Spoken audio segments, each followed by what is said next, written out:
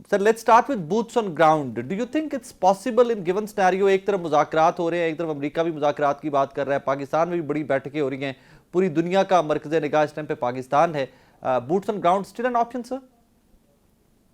जी शुक्रिया मुझे प्रोग्राम में लेने का। बूट्स ऑन ग्राउंड देखें, ईरान में अगर जनरली आप सोचें तो उनकी ज्योग्राफी ऐसी है कि वो किसी भी लैंड फोर्स को कंज्यूम कर सकती है। और अगर आप किसी मतलब पॉपुलेशन सेंटर्स में बूट्स ऑन ग्राउंड उतारना चाहते हैं मेन लैंड ईरान में, तो आपको पब्लिक सपोर्ट तो वहां पे इतनी हासिल नहीं है, क्योंकि आपकी कोशिशों के बावजूद लोग सड़कों पर नहीं निकले अपनी हुकूमत के खिलाफ, उन्होंने हुकूमत का तख्ता नहीं उल्टाया।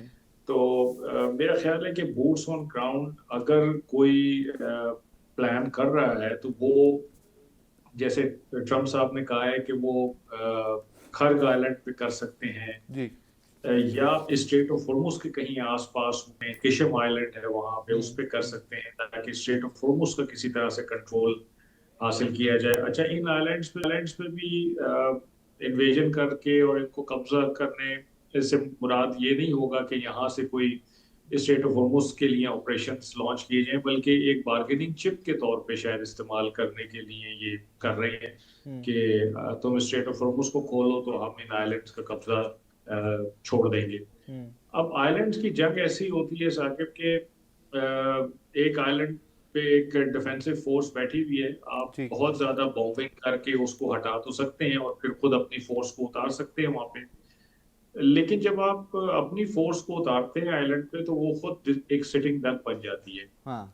क्योंकि जो अपोजिंग फोर्स है उसके पास मिसाइल भी सब मौजूद है, रॉकेट्स भी बिल्कुल। मौजूद हैं और ड्रोन्स भी मौजूद हैं। तो उसके लिए आपको बहुत ज्यादा साजो सामान लाने की जरूरत है, साथ आपको शिप्स लाने की जरूरत है उस आइलैंड के आसपास जो जो मिसाइल डिफेंस एक शील्ड प्रोवाइड करें वहां पे जो आपकी फोर्सेस उतरेंगी।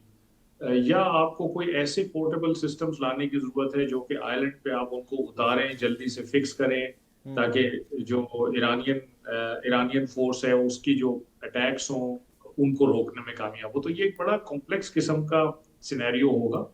और कैसे ये प्लान करते हैं, थोड़ा सा मुझे अभी समझ नहीं आ रहा है, क्योंकि स्ट्रेट ऑफ हॉर्मुज से उनके शिप्स गुजर नहीं सकते हैं। ईरान ने मुकम्मल कंट्रोल हासिल किया हुआ है, अगर शिप्स गुजरते हैं तो फिर बहुत ज्यादा वहां पे नुकसान होने का एहतमाल है।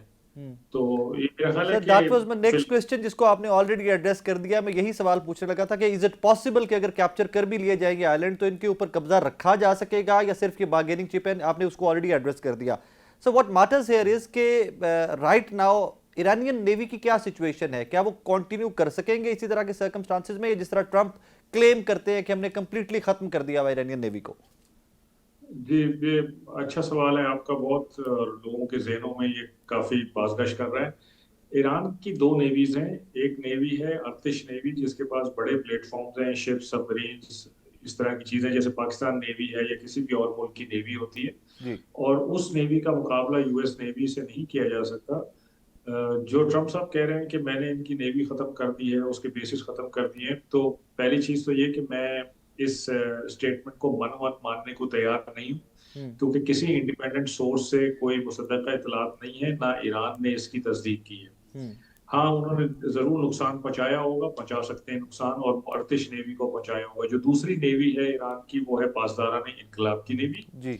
जिस जो कि एसिमेट्रिक वॉरफेयर पे काम करती है, और पर्शियन गल्फ और स्ट्रेट ऑफ हॉर्मुज उसका होम ग्राउंड है, वहीं पे तैनात रहती है। और उनके पास बहुत सारी ऐसी चीजें हैं जिनको खत्म करना तकरीबन नामुमकिन है। लाइक उनके पास स्पीड बोट्स हैं जिनके ऊपर रॉकेट लॉन्चर्स लगे हुए हैं, कैमिकाज़े बोट्स हैं, रिमोट कंट्रोल बोट्स हैं, अंडर वाटर व्हीकल्स हैं जो कि नॉन पायलटेड होती हैं। जी।